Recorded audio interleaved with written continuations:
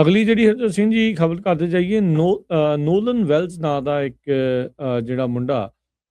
4 ਜੁਲਾਈ ਨੂੰ horn island Mississippi ਦੇ ਵਿੱਚ ਡਿਸਅਪੀਅਰ ਹੋ ਗਿਆ ਸੀ। ਆਪਣੇ ਫਰੈਂਡਸ ਦੇ ਨਾਲ ਉੱਥੇ ਸੀਗਾ, ਮੋਸਟ ਪ੍ਰੋਬਬਲੀ ਸ਼ਾਇਦ 4th ਆਫ ਜੁਲਾਈ ਦੀ ਉਹ ਕਹਿ ਲਓ ਵੀ ਇੰਜੋਇਮੈਂਟ ਦੇ ਲਈ ਉੱਥੇ ਗਏ ਹੋਣਗੇ।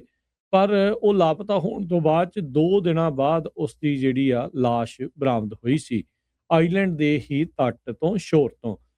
ਜਿਹੜੇ ਪਰਿਵਾਰਕ ਜੀ ਆ ਉਹ ਇਹ ਕਹਿ ਰਹੇ ਆ ਵੀ ਲਾ ਐਨਫੋਰਸਮੈਂਟ ਨੇ ਇਹ ਸੁਜੈਸਟ ਕੀਤਾ ਵੀ ਇਹ ਸ਼ਾਇਦ ਡੁੱਬ ਕੇ ਮਰ ਗਿਆ ਹੋਵੇ। ਪਰ ਉਹਦੇ ਪਰਿਵਾਰਕ ਜੀ ਕਹਿੰਦੇ ਆ ਵੀ ਇਹ ਤਾਂ ਬਹੁਤ ਤਗੜਾ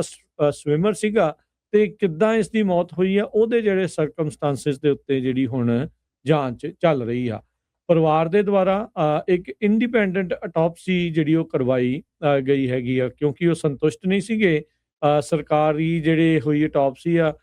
ਕੋਰਨਰ ਦੇ ਆਫਿਸ ਦੇ ਜਿਹੜੇ ਨਤੀਜਿਆਂ ਤੋਂ। ਤੇ ਉਹਨਾਂ ਨੇ ਜਿਹੜੀ ਪ੍ਰੀਲਿਮਿਨਰੀ ਇੰਡੀਪੈਂਡੈਂਟ ਅਟੋਪਸੀ ਕੰਡਕਟ ਕੀਤੀ ਗਈ 18 ਸਾਲਾਂ ਦੇ ਨੋਲਨ ਵੈਲਜ਼ ਦੀ ਮੌਤ ਦੇ ਵਿੱਚ ਵੀ ਕਿੱਦਾਂ ਉਸ ਦੀ ਮੌਤ ਹੋਈ ਆ, ਉਹਦੇ ਵਿੱਚ ਜਿਹੜਾ ਡਾਕਟਰ ਰੋਜਰ ਮਿਚਲ ਆ ਜਿਹੜਾ ਅਟੋਪਸੀ ਕਰਨ ਵਾਲੇ ਆ, ਉਹਨਾਂ ਨੇ ਕਿਹਾ ਵੀ ਅਨਡਿਟਰਮਿਨਡ ਆ, ਵੀ ਪਤਾ ਨਹੀਂ ਆ ਵੀ ਕਿਸ ਤਰੀਕੇ ਦੇ ਨਾਲ ਆ। ਪਰ ਨਾਲ ਉਹਨਾਂ ਨੇ ਇਹ ਵੀ ਗੱਲ ਕਹਿਤੀ ਵੀ foul play cannot be ruled out, ਵੀ ਹੋ ਸਕਦਾ ਆ ਵੀ ਕੁਛ ਨਾ ਕੁਛ ਇਸ ਮੌਤ ਦੇ ਵਿੱਚ ਕੋਈ ਗੜਬੜ ਜਿਹੜੀ ਉਹ ਹੈਗੀ ਆ। ਇਹ ਜਿਹੜੀ ਇੰਡੀਪੈਂਡੈਂਟ ਅਟੋਪਸੀ ਆ, ਇਸ ਦੇ ਵਿੱਚ ਕਹਿੰਦੇ ਵੀ ਇਹਨਾਂ ਨੂੰ ਮੁਸ਼ਕਲਾਂ ਇਸ ਗੱਲੋਂ ਆਈਆਂ ਕਿਉਂਕਿ ਪਹਿਲੀ ਅਟੋਪਸੀ ਦੇ ਵਿੱਚ ਲੰਗਸ, ਸਟਮਕ, ਨੈਕ ਇੰਜਰੀਜ਼,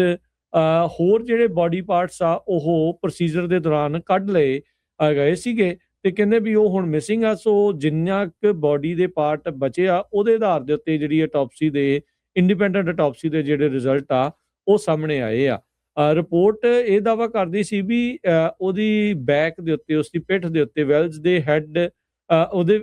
ਨਾਟ ਹੈਡ ਦੇ ਉੱਤੇ, ਬੈਕ ਦੇ ਉੱਤੇ ਰੈੱਡ ਡਿਸਕਲਰੇਸ਼ਨ ਦੇ ਇੱਕ ਮਾਰਕ ਸੀਗੇ। ਪਰ ਕਹਿੰਦੇ ਵੀ ਉਸਦੇ ਸਿਰ ਦੇ ਵਿੱਚ ਕਿਸੇ ਤਰੀਕੇ ਦਾ ਕੋਈ ਫ੍ਰੈਕਚਰ ਜਾਂ ਲੈਸੋਰੇਸ਼ਨਸ ਨਹੀਂ ਸੀਗੀਆਂ। ਸੋ ਹੁਣ ਜਿਹੜੇ ਪਰਿਵਾਰ ਤੇ ਜਿਹੜੇ ਲੀਗਲ ਰਿਕੁਐਸਟ ਆ, ਸਿਵਲ ਰਾਈਟਸ ਦੇ ਜਿਹੜੇ ਇੱਕ ਅਟਰਨੀ ਬੈਨ ਕ੍ਰੰਪ ਤੇ ਉਹਦੇ ਪਰਿਵਾਰ ਵਾਲੇ ਆ, ਉਹਨਾਂ ਨੇ ਲੋਕਲ ਅਧਿਕਾਰੀਆਂ ਨੂੰ ਕਿਹਾ ਆ ਵੀ ਉਸ ਦੇ ਜਿਹੜੇ ਸਟੇਟ ਅਟੋਪਸੀ ਦੇ ਜਿਹੜੇ ਪੂਰੇ ਨਤੀਜੇ ਆ ਉਹ ਸਾਂਝੇ ਜਿਹੜੇ ਉਹ ਕੀਤੇ ਜਾਣ ਤੇ ਡਾਕਟਰ ਮਿਚਲ ਦੀ ਜਿਹੜੀ ਅਟੋਪਸੀ ਆ ਉਸ ਨੂੰ ਇਨਕਲੂਡ ਕੀਤਾ ਜਾਵੇ ਗ੍ਰੈਂਡ ਜਿਊਰੀ ਪ੍ਰੋਸੀਡਿੰਗਸ ਦੇ ਵਿੱਚ। ਇਸ ਤੋਂ ਇਲਾਵਾ $1,25,000 ਦਾ ਰਿਵਾਰਡ ਰੱਖਿਆ ਗਿਆ ਆ ਵੀ ਜਿਹੜਾ ਵੀ ਕੋਈ ਇਨਫੋਰਮੇਸ਼ਨ ਦਊਗਾ ਨੋਲਨ ਵੈਲਜ਼ ਦੀ ਮੌਤ ਦੇ ਬਾਬਤ, ਕਿਉਂਕਿ ਇਹਨਾਂ ਨੂੰ ਇਹ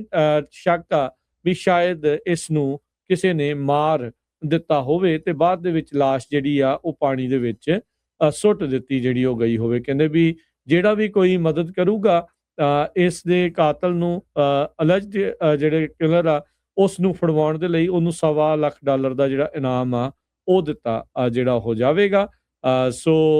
ਹੁਣ ਜਿਹੜਾ ਨੋਲਨ ਵੈਲਜ਼ ਦੀ ਇਹ ਜਿਹੜੀ ਅਟੋਪਸੀ ਦੇ ਜਿਹੜੇ ਨਤੀਜੇ ਆ ਉਹਨਾਂ ਦੇ ਨਾਲ ਇੱਕ ਵਾਰੀ ਫੇਰ ਦੁਬਾਰਾ ਤੋਂ ਚਰਚਾ ਉਸ ਮੌਤ ਨੂੰ ਲੈ ਕੇ ਤੇਜ਼ ਹੋ ਚੁੱਕੀ।